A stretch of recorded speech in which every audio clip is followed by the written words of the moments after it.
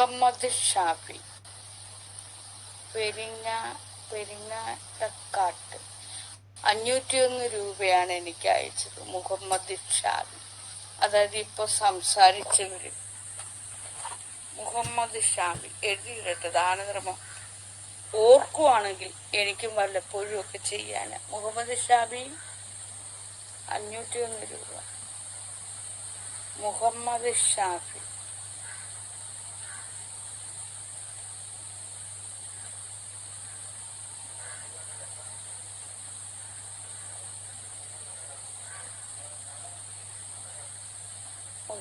ഷാഫി പെരിങ്ങാടക്കാട്ട്.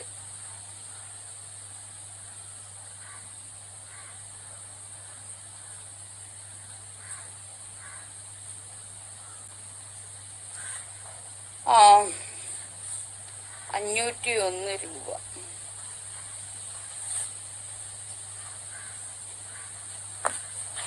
നിങ്ങൾ ഈ എല്ലാവരോടും ഞാൻ പറയുന്നു, രാജി 200 രൂപ. രാജി നിങ്ങളോട് എല്ലാവരോടും ഞാൻ പറയുന്നു, നാഥ, ഞാൻ അടുത്ത മാസം നാട്ടിൽ വരുന്നുണ്ട്, ഒന്ന് കാണണമെന്നുണ്ട്. വന്നോളൂ. നിങ്ങളോട് എല്ലാവരോടും ഞാൻ പറയുന്നു,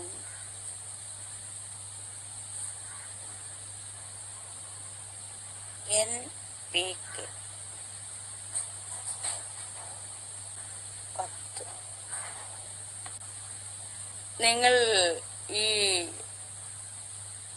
ദാനധർമ്മം ചെയ്യുമ്പോൾ ഗൂഗിൾ പേ നമ്പരും കൂടെ ക്ലിയർ ആക്കി തന്നാൽ വളരെ നന്നായിരുന്നു. കാരണം എന്തെന്ന് വെച്ചാല്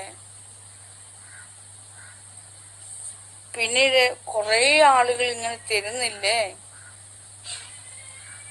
കുറെ ആളുകൾ ഗൂഗിൾ പേയിലേക്ക് വരുന്നില്ലേ, അപ്പോഴേ അവരുടെ പേര് മാത്രം ഞാനിങ്ങനെ ഗൂഗിൾ പേയില് സെർച്ച് ചെയ്യുമ്പോൾ പേര് മാത്രം കിട്ടൂല. അതുകൊണ്ടാണ് ഞാൻ നിങ്ങളോട് ഇങ്ങനെ പറയുന്നത്. നിങ്ങൾ പലരും അത് മറവിയിലേക്ക് വരുന്നു. ചിലര് തന്നിട്ടുണ്ട്. അപ്പോ മുഹമ്മദ് ഷാഫി, ഞാന് വാട്സപ്പില്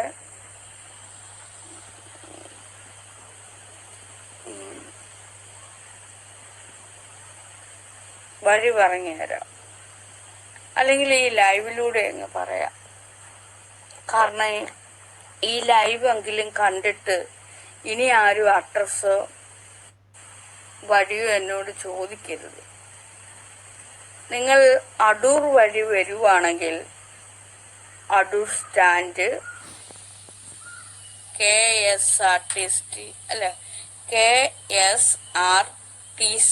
അങ്ങനല്ലേ, KSRTC.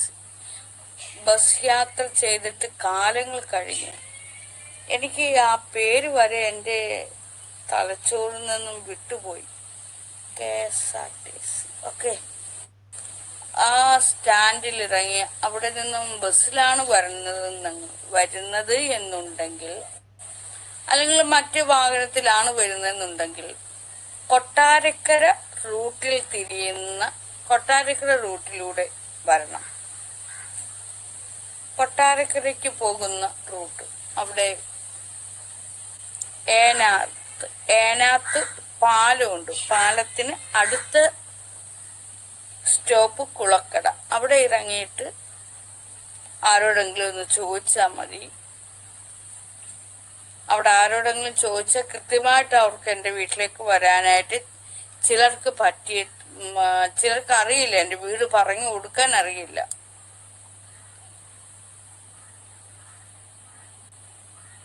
കാരണം ദൂരെയുള്ള നിങ്ങൾക്കൊക്കെ എന്നെ നല്ല പരിചയമാണ്. അപ്പോഴും ഈ കുഗ്രാമത്തിൽ കിടക്കുന്നവര് എൻ്റെ വീടോ എന്നെയോ അറിയത്തില്ല. അവർക്കറിയാമെങ്കിലും ഭയങ്കര ചിലര് പറഞ്ഞു കൊടുക്കില്ല. പക്ഷെ കാലം ഇപ്പൊ മാറിയതുകൊണ്ട് ഇപ്പൊ ഇവിടെയുള്ള കൊച്ചു കുട്ടികള്, ചെറുപ്പക്കാരിൽ ഇപ്പൊ ഇത്തിരി യുക്തിബോധവും യുക്തിചിന്തയും പുറലോകവുമായിട്ടൊക്കെ നല്ലൊരു സ്വതന്ത്ര ബോധവും ഉണ്ടായിട്ടുള്ള ചെറിയ കുട്ടികളുണ്ട്. ആ കുട്ടികളോട് ചോദിച്ചാൽ അവര് പറഞ്ഞു തരുമായിരിക്കും. മുതിർന്നവരായിട്ടുള്ളവർക്ക് ബോധമില്ല, പൊക്കണമില്ല, ഇപ്പോഴും അവര് ഏതോ നൂറ്റാണ്ടിൽ കിടക്കുക. പ്രത്യേകിച്ചും അഹങ്കാരികളെന്നത് ഭയങ്കര ഈഗോധാരികൾ. അതായത് അവർക്ക് പഠിപ്പും വിദ്യാഭ്യാസവും ഒക്കെ ഉണ്ടെന്ന് നടിക്കുന്നവർ ഈ നാട്ടിലുണ്ട്. അപ്പൊ അവരെ ആരും അറിയപ്പെടുന്നില്ല, നാകെ എല്ലാരും അറിയപ്പെടുന്നുണ്ട് എന്നുള്ള ചിന്താഗതിയുള്ള കുറെ ആളുകൾ ഇവിടെ ഉണ്ട്. അങ്ങനെ വഴി നിങ്ങൾക്ക് പറഞ്ഞു തരാതിരിക്കും. അപ്പൊ അത്തരത്തിലുള്ള ആളുകളോട് ചോദിക്കാതെ കൊച്ചുകുട്ടികളോട് അങ്ങനെ ചോദിച്ചു, ഇത്തിരി ചെറുപ്പക്കാരായിട്ടുള്ള കൗമാരപ്രായക്കാരായിട്ട് ഉള്ളവരോട് ചോദിച്ചാൽ ഒരു പക്ഷെ അവർക്കറിയായിരിക്കും. കാരണം അവരാണ് എന്റെ അരികിൽ വന്ന് കൂടുതൽ മിണ്ടുന്നത്. ഇപ്പോൾ കുളക്കട സ്കൂളിലൊക്കെ പഠിക്കുന്ന കുട്ടികളൊക്കെ എന്റെ അടുക്കൽ വന്ന് മിണ്ടിയും ഓട്ടോഗ്രാഫ് ചോദിക്കുകയും മിണ്ടാനും പറയാനൊക്കെ വരുന്നത്. പക്ഷെ ബാക്കി മുതിർന്നവരായിട്ടുള്ളവര് ഇപ്പോഴും അവർക്ക് പുറലോകവുമായിട്ടൊന്നും യാതൊരു ബന്ധവും ഇല്ല. അവരേതോ പ്രാകൃത ലോകത്ത് കിടക്കുക. അങ്ങനെയുള്ളവരാണ് ഈ കുഗ്രാമത്തിലുള്ളത്. അത് എല്ലാ നാട്ടിലും ഉണ്ട് ഇങ്ങനെയുള്ള ആളുകൾ. ഇനിയിപ്പം നിങ്ങള് കൊട്ടാരക്കര വഴി വരുവാണെങ്കിൽ അടൂരേക്ക് പോകുന്ന റൂട്ടിലെ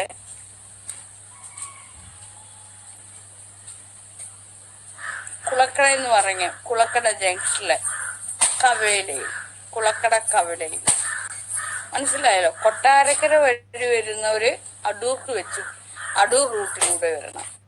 അടൂര് പോകുന്ന റൂട്ട്, അടൂര് സ്റ്റാൻഡിൽ നിന്നും വരുന്നവര് കൊട്ടാരക്കര റൂട്ടിലൂടെ, അതായത് ഇങ്ങനെ നടുക്കാണ് കുളക്കട, ഇത് അടൂര്, ഇത് കൊട്ടാരക്കര, ഇങ്ങനെ വരുന്ന നടുക്കാണ് കുളക്കട. അടൂര് പത്തനംതിട്ട ജില്ല, കൊട്ടാരക്കര കൊല്ലം ജില്ല. അതിന്റെ നടുക്കാണ്. രണ്ടും അടുത്തടുത്ത്, പത്തനംതിട്ട ജില്ലയും കൊല്ലം ജില്ലയും ഇങ്ങനെ അടുത്തടുത്ത് കിടക്കുകയാണ്. മനസ്സിലായോ? എന്നെ കാണാൻ വരുമ്പോഴേ, കേൾക്കാൻ വരുമ്പോ ഒന്ന് പറഞ്ഞിട്ട് വന്നാൽ അത്രയും നല്ലതാണ്. ചിലപ്പോ ഞാൻ സഞ്ചരിക്കാൻ പോകും, യാത്ര. അതുപോലെ നിങ്ങൾ വരുമ്പോഴേ എന്നോട് സംസാരിക്കുമ്പോഴൊക്കെ പതിയെ സംസാരിക്കാനായിട്ട് വരാവോ. എനിക്ക് വെപ്രാളത്തിൽ സംസാരിക്കുന്ന ഒരാളല്ല ഞാൻ. നിങ്ങളൊക്കെ വരുമ്പോഴേ തർക്കിക്കാൻ വരുന്നവരാകരുത്, വിമർശിക്കാൻ വരുന്നവരാകരുത്. തർക്കം, വിമർശനം, വെല്ലുവിളികൾ അതൊന്നും നടത്താനായിട്ട് കയറി വരുന്നവരാകരുത്.